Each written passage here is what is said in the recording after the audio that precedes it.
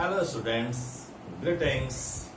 आप पढ़ रहे होंगे और हम लोग पहले पिछले वीडियो में मैग्नेटिक फील्ड की बात की थी और मैग्नेटिक फील्ड पर हम लोगों ने कुछ प्रॉब्लम्स भी किया था और बायॉट-सवार्ट्स लॉ का एप्लीकेशन बताया था। उसमें दो एप्लीकेशंस थे। पहला एप्लीकेशन था कि किसी फाइनाइट करंट कैरिंग कंडक्टर के कारण किसी पॉइंट पर हमने मैग्नेटिक फील्ड निकाला था और दूसरा था हम एक सर्कुलर कोई करंट कैरिंग कॉइल था, उसके एक्सिस पर हमने निकाला था मैग्नेटिक फील्ड। आज हम लोग शुरू करते हैं एम्पियर सर्किटल लॉ। यह एक बहुत ही वाइटल लॉ है और इससे हम देखते हैं कि मैग्नेटिक फील्ड निकालना कितना आसान हो जाता है। तो चलिए इसको पढ़ते हैं। Ampere circuital law, it states the line integral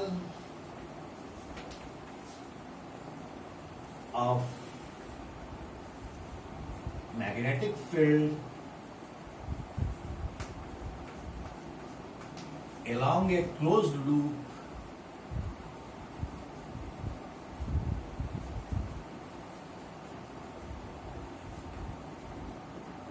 is mu naught times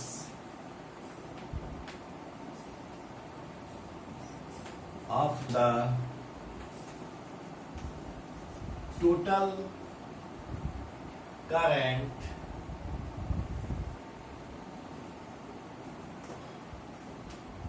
crossing through the loop provided electric field remains constant. अब इसको मैं आपको समझा रहा हूं।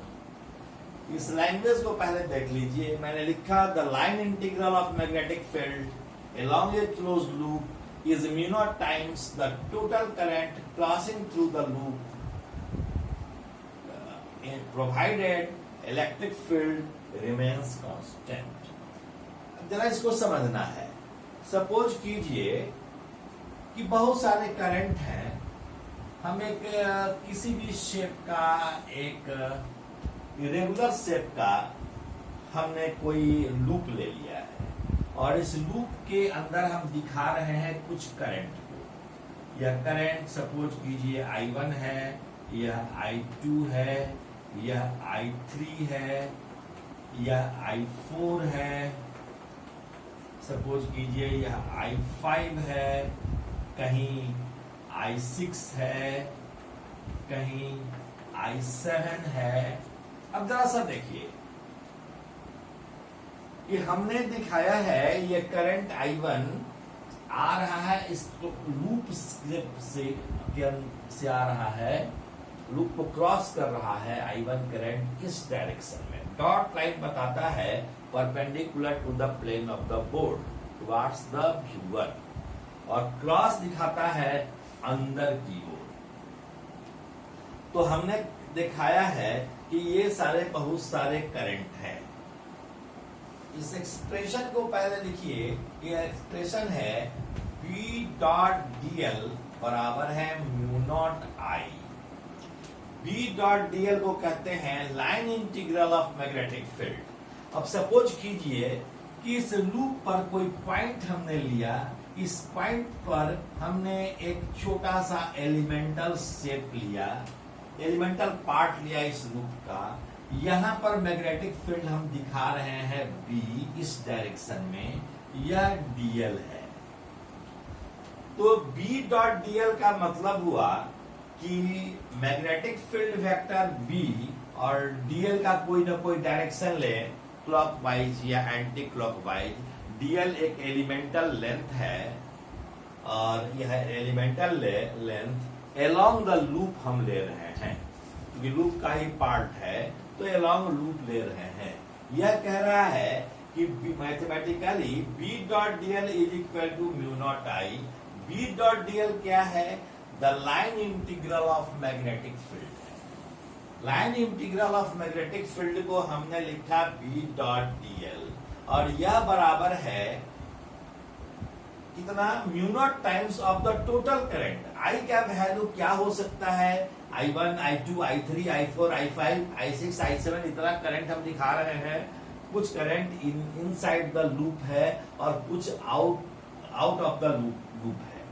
तो इन करंट्स को दिखा रहे हैं। यहाँ आई का वैल्यू क्या होगा यह बताने के लिए हम एक एजम्पशन लेते हैं, एक हाइपोथेसिस लेते हैं।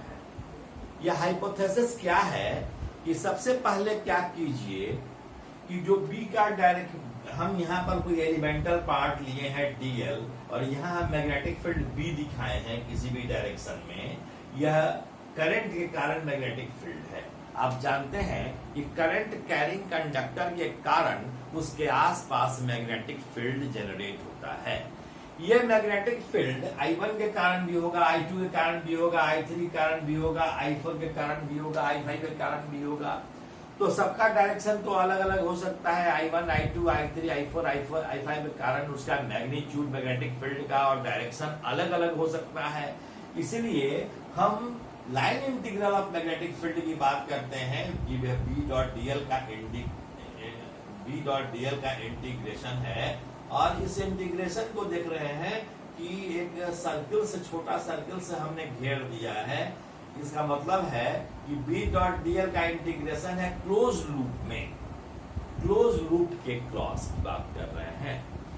तो इस करंट को हम क्या लेंगे, इसके लिए आप क्या करेंगे कि अपने मन से डीएल का कोई भी डायरेक्शन असाइन कर लीजिए। कोई भी डायरेक्शन आप असाइन कर सकते हैं।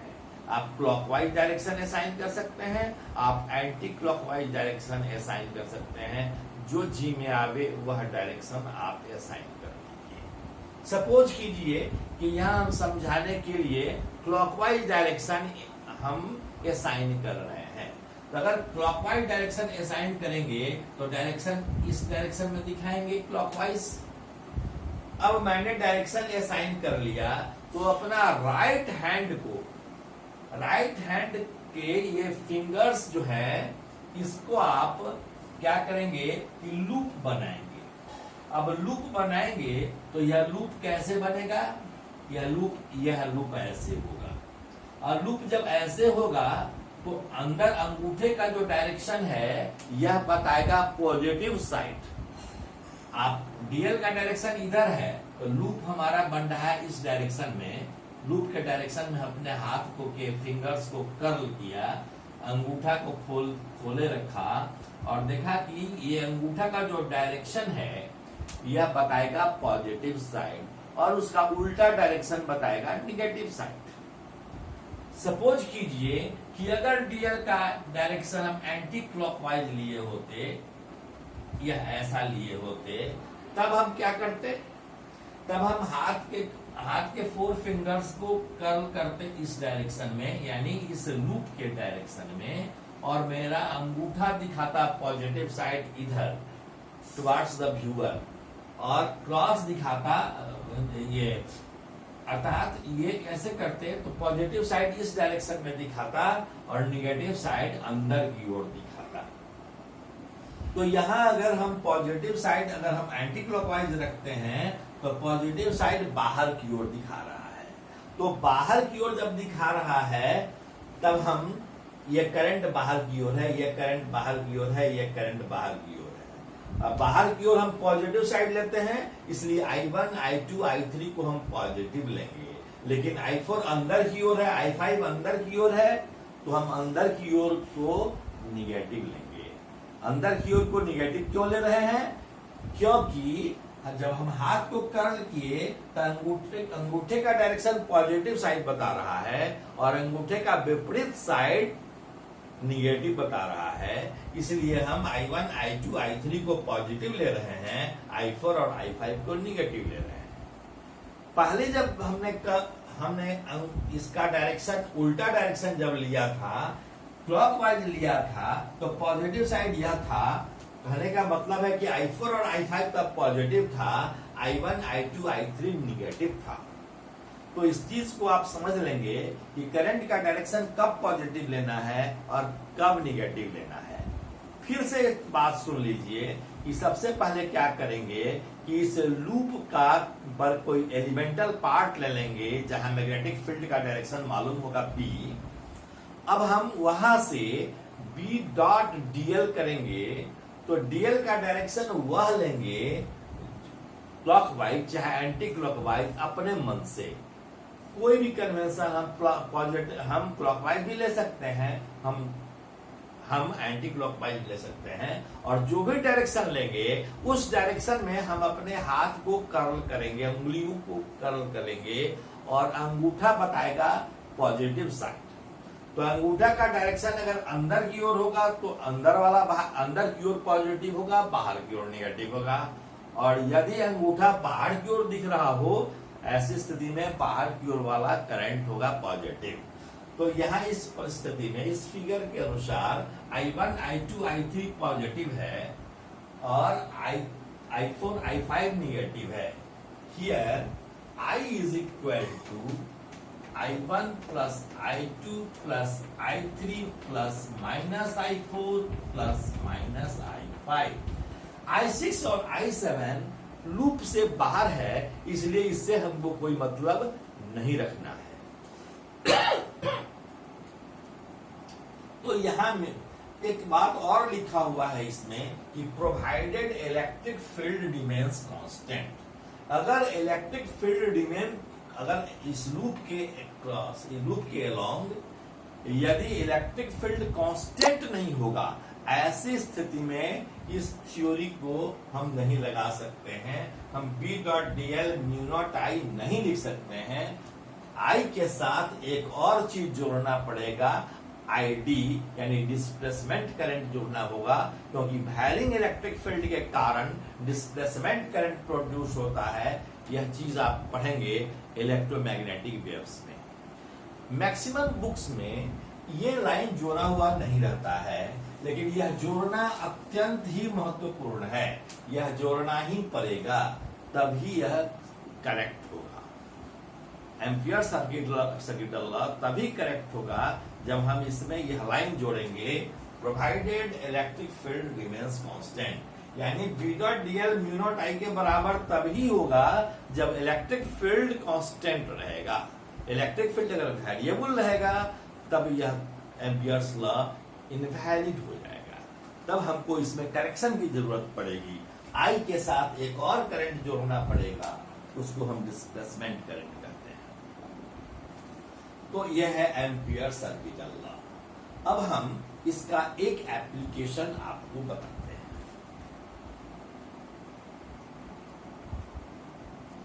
तो अब हम इसका एप्लीकेशन पढ़ते हैं। इसमें पहला एप्लीकेशन है to find magnetic field at a point due to an infinitely long current carrying conductor। अब यहां देखें कि सपोज कीजिए कि यह कोई करंट कैरिंग कंडक्टर है, और इस करंट कैरिंग कंडक्टर के कारण कहीं P पॉइंट पर, जिस पॉइंट की दूरी सपोज कीजिए कि यहां से R है, हमको P पर मैग्नेटिक फील्ड निकालना है। तो मैग्नेटिक फील्ड का डायरेक्शन क्या होगा? मैग्नेटिक करंट इधर फ्लो कर रहा है, R का डायरेक्शन हम इस डायरेक्शन में ले रहे हैं, इधर है। तो ऐसी स्थिति में IDL क्रॉस R से डायरेक्शन मैग्नेटिक फील्ड का इधर होगा, अर्थात अंदर की ओर मैग्नेटिक फील्ड है। तो मैग्नेटिक फील्ड B है अंदर की ओर, ठीक है। अब हम इस फिगर को बनाने के लिए सबसे पहले क्या करेंगे कि P से होते हुए एक लूप खींचेंगे जो OP बराबर R रेडियस का होगा और इस करंट कैरिंग कंडक्टर को घेरे हुए होगा। जैसे हम इसको हम ये करंट कैरिंग कंडक्टर है, इसको घुमा दें ऐसे, तो लूप घूम जाएगा ऐसे। तो देखिए यह करंट कैरिंग कंडक्टर है, इससे होकर करंट I बह रहा है, यह करंट मैं दिखा रहा हूं, और इसके चारों ओर हमने लूप बना दिया है R रेडियस का। यहां से यहां की दूरी R है, और इसी पॉइंट पर, यही पॉइंट P है, इसी पॉइंट P पर हमें मैग्नेटिक फील्ड निकालना है। तो हमने देखा, फिर से सुन लीजिए इस बात को, कि यदि यह करंट कैरिंग कंडक्टर है और इस करंट कैरिंग कंडक्टर के कारण P पर मैग्नेटिक फील्ड निकालना है, P से होते हुए हमको एक लूप, P से होते हुए एक ऐसा लूप बनाना है जो इस करंट कैरिंग कंडक्टर को पूरी तरह घेर ले और सिमेट्रिकल रहे, यानी ओपी रेडियस का, यानी आर रेडियस का एक सर्कुलर लूप बना देंगे जो इसको घेरे हुए है। तो इसको दिखाने के लिए और समझाने के लिए इस लूप को हम इस कंडक्टर को घुमाकर ऐसे कर देते हैं। तो यह जो लूप जो ऐसे था, यह लूप जब घुमाएंगे तो लूप हो जाएगा ऐसे। तो यह लूप हमने बना लिया। अब इस लूप के पर करंट का डायरेक्शन यहाँ क्या है, मैंने बताया था कि B, यहाँ करंट का डायरेक्शन, ये करंट सपोज कीजिए कि I है और करंट बाहर की ओर है, डॉट से हम दिखा रहे हैं, ऐसे है करंट, हम लूप इस कंडक्टर को ऐसे घुमा लिए हैं। तो यहाँ हम डीएल एलिमेंट ले रहे हैं और यहाँ पर मैग्नेटिक फील्ड का डायरेक्शन क्या होगा, आइडियल इधर, I इधर है, आइडियल क्रॉस R करेंगे तो यह क्या होगा, इसका डायरेक्शन ऊपर की ओर होगा। तो B का डायरेक्शन ऊपर की ओर है, टेंजेंशियल डायरेक्शन है लूप के लॉन्ग। अब डीएल एलिमेंट ले रहे हैं, तो डीएल एलिमेंट हम एंटी क्लॉकवाइज भी ले सकते हैं, क्लॉकवाइज भी ले सकते हैं। चलिए हम क्लॉकवाइज ले लेते हैं अपनी इच्छा से। तो डीएल का हमने डायरेक्शन असाइन किया और डीएल का डायरेक्शन असाइन करने के बाद बी डॉट डीएल का वैल्यू निकाला। मैं पहले लिखता हूं कि consider an infinitely long current carrying conductor having current I,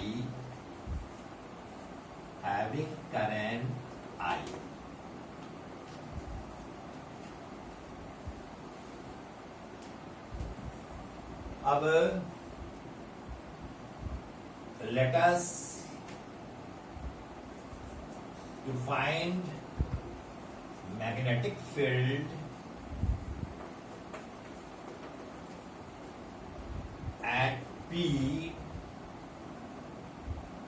We draw a loop of radius R,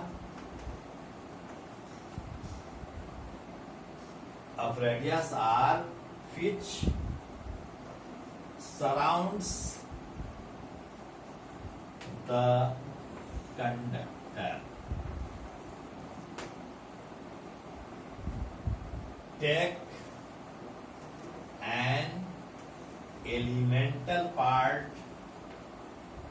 dl at the loop. Now let it is in clockwise direction.